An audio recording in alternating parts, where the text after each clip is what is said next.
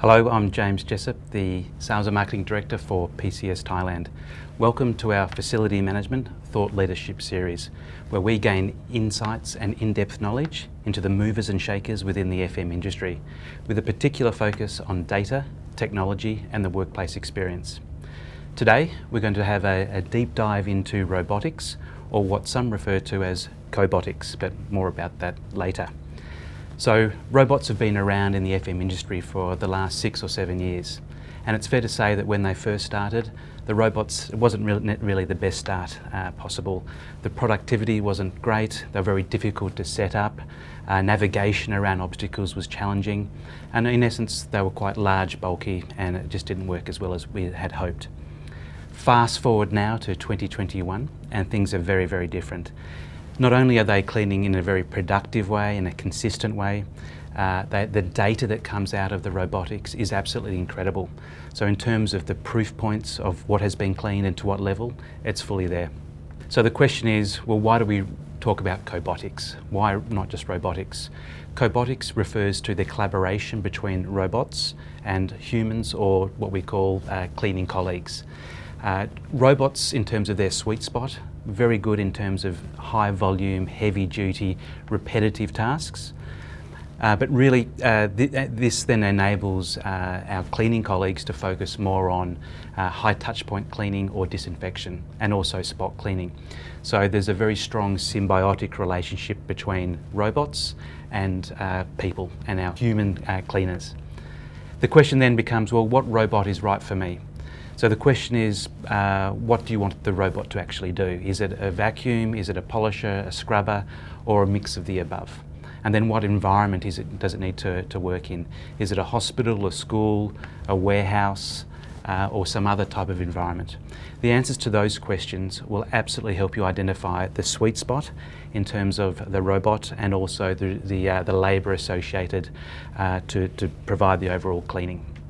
So a very, very exciting time in the FM industry. The amount of technology that has evolved over the last couple of years means that the robots, the cobots, are working very well to be able to optimise the overall facility. So a very interesting time in the industry. I'm very pleased to now introduce our next guest, Jeff Schrantz from avoidance. Jeff, welcome to the program. Great to have you on board. And perhaps you could start off by giving us a little bit of an overview of avoidance and how they're involved in the robotics industry. Thank you, James, and thank you for including avoidance in your seminar. The reality is avoidance was formed in 2014 by two, what I refer to as robotics geniuses, a gentleman named Faizan Sheikh and his co-founder Pablo Molino. But the reality is, in the robotics industry, when you just mention the names Faizan and Pablo, everyone knows who you're talking about. These gentlemen are incredibly gifted scientists and incredibly gifted engineers. In 2016 is when Neo, who is our fully autonomous robot, came to life. And today, in 2021, we are on our 8th generation of robots. James, if I could share my screen, I think I could illustrate my point a little better. Great, please do.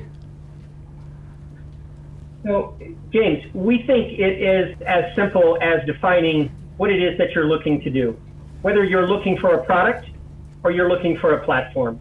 We believe that a product, which most people are familiar with in the marketplace, is a very single-threaded application that does one thing and one thing only. On the right, you will see we have a platform. Our platform is Neo. And in addition to scrubbing floors, Neo has the ability to expand in so many different directions, whether it be in disinfection, whether it be in temperature and control or monitoring of the facility, whether it be, in terms of security and the many things that a platform can do. And what we like to say is that the only limitation of Neo is limited by our customers' ability to challenge us and our co-founders' ability to dream. And so when we think about Neo, we think about a platform that really knows no boundaries. Fantastic. So I suppose, Jeff, I mean, the platform really is, it's all about the data, right? And the way that you use that data to make better decisions. What do you really think has changed that now makes robotics a viable solution for our customers, whereas before it was just seen as an expensive, nice to have thing? Yeah, James, that's a great question. So when I talk to business leaders around the world, the recurring theme that I hear from them is they can neither quantify nor qualify what takes place in their facilities as it becomes to janitorial and sanitation services when nobody is there or when nobody is paying attention to that. And so what we have been able to do is put metrics, put maps, and put real data at people's fingers to really evaluate what's taken place and, more importantly, what has not taken place. We believe that there are times when areas of the building are skipped and nobody knows. But with the metrics and the data and the mapping that we have, you know exactly what was cleaned and you know exactly what was not cleaned. Yep, okay. And where do you see the sweet spot for robotics now? I mentioned before, warehousing, airports and so on seem to be the larger types of environments that need to be cleaned a lot and often. But what are you seeing in industry? Where are the customers taking up the robotics the most? Sure, James. So we have clients in the manufacturing space. We have clients in the warehousing and 3PL space. We have clients in the transit and airport space. We have retail clients. We have healthcare clients. We have education clients. And some of my favorite stories, although we have a handful of healthcare clients around the world, I can think of a case most recently where NEO was in a COVID isolation ward cleaning where no human person could go. Wow. And the actuality, the Minister of Health for this country was standing outside of the window watching NEO clean the floors in this isolation ward where they were treating COVID patients. And so while that may not be the largest application that we have, that's one that quite frankly is exciting, especially based on everything that's going on with health scares around the world. Yeah, very, very relevant point, Jeff. And next question is around data and dashboards and these proof points that I was talking about before, how they're becoming more and more important. How does it work in terms of AvidBots getting that information? And can you perhaps share what it might look like in real time? I absolutely can. Let me share my screen again. I'd be happy to show you this. Thank you. So this is an example from inside of our command center. And this is an example of a cleaning report that we would produce after a cleaning plan was run. And for example, we know that this is cleaning plan 8090. It's in a warehouse setting. But more importantly here, we were cleaning at a rate of 25,250 square feet per hour. This robot cleaned a total of 48,000 square feet in 1 hour and 54 minutes. And you can see everything in blue is what was cleaned as part of that cleaning plan. But it's even better than that. Let's go inside this robot. We're inside this robot right here. And if I zoom in, we've got... And Jeff, this is live, right? This is a live robot right now? Yes. So as a matter of fact, we're looking inside of a robot. The camera on the left is the front camera. The camera on the front left, and here goes a forklift. Just went by this thing on the bottom. Yeah. What you're seeing is a robot in action. And here's another example. This is another cleaning plan here where, let me see if I can find exactly. Oh, here's our robot right here. You can see it moving down the aisle, cleaning as we go. Yeah. There is front camera, the front left camera, the front right camera, and the rear camera here showing that there is nobody walking behind this robot, nobody babysitting this robot, nobody riding on this robot. This is what we refer to as fully autonomous robotic operation. And you're going to see this robot get down to the end, and it's going to, it's already mapped out its course. It's going to make a U-turn, and it's going to go right back up this area. But notice so blue is good, Jeff. We like blue. Blue is where it's cleaned, and white is the space that needs to be done, or is to be left to be done by other means. Yep. And here at the end, we have a slow down zone at the end of the aisle to make sure that the robot cautiously and safely proceeds to the end of the aisle because we know that there's a lot of forklift traffic there. So this is just an example of, inside of our robot, we're looking at the ground and making sure we know where we are. Fantastic. And so this is all about, this is real live data, but equally you can go back and get the historic data, whether it be for a day, a week, a month, or for the year. Absolutely. Yeah. And in terms of, so if you introduce a new robot into a new facility, I mentioned before that it was quite difficult to set up a new mapping route, and in the early days, engineers were required. How has it changed now, and how does it work in terms of setting up a new route for a new facility? Sure, James, and that is primarily the difference between a fully autonomous robot and what we refer to as a semi-autonomous robot. As a matter of fact, most of the work is done in terms of mapping the facility before we ever show up on site and before the robot ever shows up on site. With floor plans and CAD drawings, we know the area and we understand the parameters of the building. Once we arrive on site, we are simply fine-tuning the simulations that we have already run the robot through based on the environment that you've told us that it's going into.